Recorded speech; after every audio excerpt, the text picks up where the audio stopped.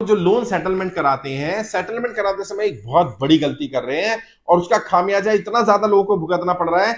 Bank वाले तो बताते नहीं, और जो एजेंट करवाते हैं आपको कि हम सेटल करा देंगे, सेटलमेंट कर लो, खासकर से क्रेडिट कार्ड का या पर्सनल लोन जिसमें सेटलमेंट स्कीम्स आती रहती हैं, उसमें व्यक्ति क्या करता है, कहां फंस जाता है, कौन सी बड़ी गलती कर रही है, किसके बारे में ध्यान रखना है, उसके बारे में मैं आज आपको जानकारी देना चाहता हूं। सबसे बड़ी गलती ये हो रही है कि जब हम सेटलमेंट के लिए बात करते हैं तो हमारा मान लीजिए आउटस्टैंडिंग था 2 लाख रुपए, हमने सेटलमेंट के लिए क्रेडिट कार्ड का आउटस्टैंडिंग 2 लाख रुपए था, सेटलमेंट के लिए बात हो गई 40,000 50,000 में, लगभग इतने पर हो जाती है आराम से, और कम में भी हो जाती है। कई जगह तो जब जैसे मार्च आने वाला है तो मार्च में तो 10 12 15% पे भी सेटलमेंट हो जाता है, लेकिन मानो आपका 20% पे हुआ, 40,000 रुपए पे आपका सेटलमेंट तय हो गया।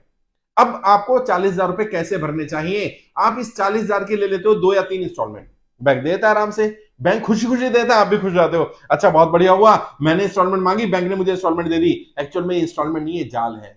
इस ट्रैप में जैसे आप फंसोगे आप इससे निकल नहीं पाओगे। क्यों? क्योंकि यदि आपने 3 या 4 इंस्टॉलमेंट बनवा ली, बैंक दे देगा, अगर आपकी एक भी इंस्टॉलमेंट बाउंस हो गई तो जो बैंक नहीं बताता आपको, जो बैंक के कर्मचारी नहीं बताते, आपका सेटलमेंट कैंसिल माना जाएगा और जितना पैसा आपने भरा होगा वो सारा पेनल्टी, सरचार्ज, इंटरेस्ट में काट लिया जाएगा और फिर आपको रीसेटलमेंट करने के लिए बोल दिया जाएगा।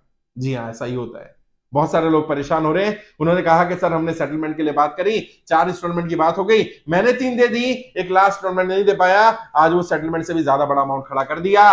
क्यों? क्योंकि वो जितनी 3 इंस्टॉलमेंट आपने भरी, सेटलमेंट कैंसिल हो गया, क्योंकि वो एग्रीमेंट सेटलमेंट का यही कहता है कि यदि आप पैसा दे रहे हैं तो आप ये सारा पैसा जमा कराएंगे, अगर आपका 1 रुपया भी रह गया तो ये माना जाएगा कि आप डिफॉल्टर हैं और जितना पैसा भी आपने सेटलमेंट के लिए दिया होगा वो सारा सरचार्ज, पेनल्टी, इंटरेस्ट में काट लिया जाएगा और बाकी जो पैसा बचा दोबारा सेटलमेंट के लिए बुलाया जाएगा और आपकी बार ज्यादा अमाउंट देना पड़ेगा।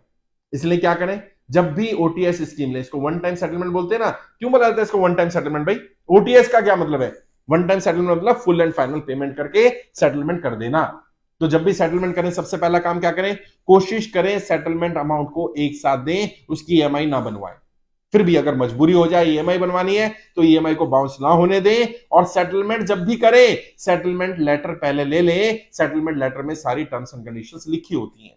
कोई बैंक वाला ओरली बात कर रहा है, ओरल बात ना करें, कॉल आएगी भाई साहब आप सेटलमेंट करा लो, सेटलमेंट स्कीम चल रही है, आपका बहुत कम में हो जाएगा, उसको बोलो कोई बात नहीं, आप मुझे लेटर भेज दो, क्या सेटलमेंट ऑफर आपकी तरफ से है। और कभी भी सेटलमेंट के लिए अपनी तरफ से ऑफर नहीं देना होता। यदि आप ये बोलते हो कि मैं सेटलमेंट करने को तैयार हूं तो बैंक ये माना जाता है कि आप बिल्कुल डिफॉल्टर हैं, आपके पास पैसा है, आप पैसा भरना नहीं चाहते। अब बैंक सेटलमेंट नहीं करेगा और करेगा भी तो बहुत ज्यादा अमाउंट मांगेगा। पहली बात तो बैंक कोशिश करेगा जितना आउटस्टैंडिंग सारा मिल जाए। मान लो 2 लाख है, वो कहे जी चलो 10,000 रुपए कम कर देता हूं मैं आपका, क्योंकि आप ऑफर कर रहे हो। बैंक की तरफ से ऑफर आने दो, अपनी तरफ से ऑफर नहीं करनी। और जब सेटलमेंट स्कीम निकलती है बैंक की, पर्सनल लोन की, क्रेडिट कार्ड की, जितने भी अनसिक्योर्ड लोन होते हैं जनरली वो 25-30% पर सेटल हो जाते हैं, यानी 70-75% तक का भी डिस्काउंट मिल जाता है बैंक की तरफ से ऑफर आने पर। अपनी तरफ से अगर आप ऑफर का इंतजार करेंगे, ऑफर देंगे, इंतजार करेंगे तो ठीक है, अगर अपनी तरफ से ऑफर देंगे तो पूरी पूरी संभावना आपको पूरा अमाउंट भरना पड़ेगा या ज्यादा अमाउंट भरना पड़ेगा। अगर आप चाहते हो कम अमाउंट भरना पड़े या आप अपने हिसाब से सेटलमेंट करें तो बैंक को ऑफर आने दीजिए। जब बैंक की तरफ से ऑफर आएगा, बैंक का व्यक्ति कॉल करेगा, तब उससे सेटलमेंट लेटर मांगिए। और जैसे मैंने बता दिया सेटलमेंट वन टाइम है क्योंकि इसका नाम ओटीएस है। ओटीएस की full form one time settlement. तो वन टाइम सेटलमेंट कर रहे हैं तो मतलब आप as it is one time में पैसा देने को तैयार हैं। अगर आपको लग रहा है मुझे 3 महीने लगने वाले हैं तो बेहतर ये रहेगा 3 महीने बाद सेटलमेंट किया जाए। पैसा लेकर के बैठोगे तो 10-20% और तोड़ लोगे, 10-20% और कम भरना पड़ेगा। यदि पैसा लेकर नहीं बैठोगे और इंस्टॉलमेंट बाउंस हो जाती है तो यकीन मानना आप कुचक्र में फंस जाओगे, आपको वो पैसा ज्यादा भरना पड़ेगा और जितना पैसा आपने इंस्टॉलमेंट के रूप में सेटलमेंट में भर दिया होगा वो सारा सरचार्ज, पेनल्टी और इंटरेस्ट में काट लिया जाएगा। इससे बचने की जरूरत है, सेटलमेंट करते समय इन सब चीजों को ध्यान रखने की जरूरत है।